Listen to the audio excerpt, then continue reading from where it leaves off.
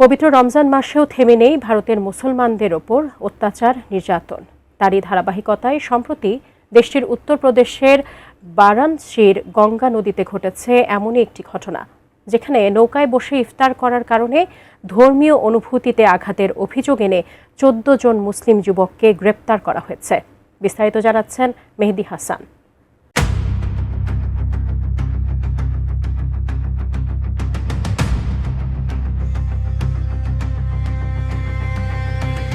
হিন্দুত্ববাদী বিজেপি সরকার ক্ষমতায় আসার পর থেকেই ভারত জুড়ে সংখ্যালঘু মুসলিমদের উপর অতিমাত্রায় সহিংসতা বেড়েছে, এমনটাই বলছেন একাধিক আন্তর্জাতিক মানবাধিকার সংস্থা। বিভিন্ন সময় নানা অজুহাতে মুসলিম হত্যা, তাদের বাড়িঘর উচ্ছেদ করে দেয়া এবং হয়রানির অভিযোগ ধারাবাহিকভাবে সামনে আসছে। সেই প্রেক্ষাপটে ধারাবাহিকতার অংশ হিসেবে নতুন করে আলোচনায় এসেছে বারাণসীর ঘটনা। গেল 16 মার্চ উত্তরপ্রদেশের বারাণসীর গঙ্গা নদীতে নৌকায় ইফতারের সময় মাংস খাওয়া এবং উচ্ছিষ্ট হাড় পানিতে ফেলার অভিযোগে 14 জন মুসলিম যুবককে গ্রেপ্তার করেছে পুলিশ। সোমবার ঘটে যাওয়া এই ঘটনার একটি ভিডিও ভাইরাল হওয়ার পর বিষয়টি সামনে আসে। পরবর্তীতে সেই অভিযোগের ভিত্তিতেই পুলিশ অভিযান চালিয়ে তাদের আটক করে এবং একই সঙ্গে অন্যদের খোঁজে তল্লাশি চালিয়ে যাচ্ছে। এদিকে এ বিষয়ে পুলিশ জানিয়েছে, ধর্মীয় অনুভূতিতে আঘাত, ধর্মীয় স্থানের অবমাননা, সামাজিক বিভাজন সৃষ্টি এবং নদী দূষণের অভিযোগে মামলা দায়ের করা হয়েছে।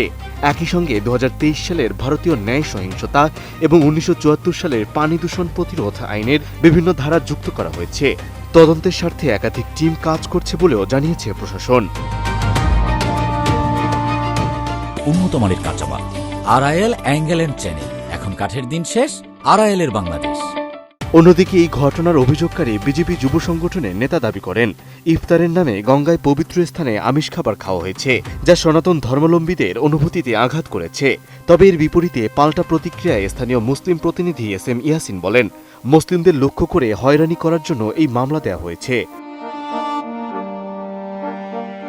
এই ঘটনার প্রেক্ষাপটে সাম্প্রতিক সময়ে আরও কিছু ঘটনার দিকে দৃষ্টি দিয়েছে মানবাধিকার সংস্থাগুলো।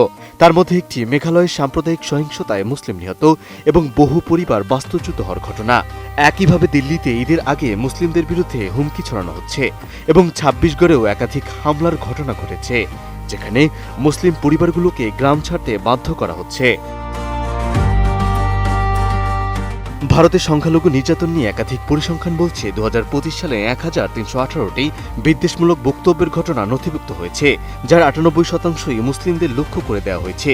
এছাড়া 2026 সালের জানুয়ারিতে 42টি বড় ধরনের ঘৃণাজনিত ঘটনার তথ্য প্রকাশিত হয়েছে। এসব তথ্য প্রকাশ করেছে ইন্ডিয়া হেট ল্যাব এবং centre for the study of organised hate, যা বিভিন্ন আন্তর্জাতিক গণমাধ্যমে প্রকাশিত হয়েছে। সব মিলিয়ে বারাণসীর ঘটনা নতুন করে প্রশ্ন তুলেছে ভারতের ধর্মীয় সংখ্যালঘুদের নিরাপত্তা এবং আইন প্রয়োগের নিরপেক্ষতা নিয়ে।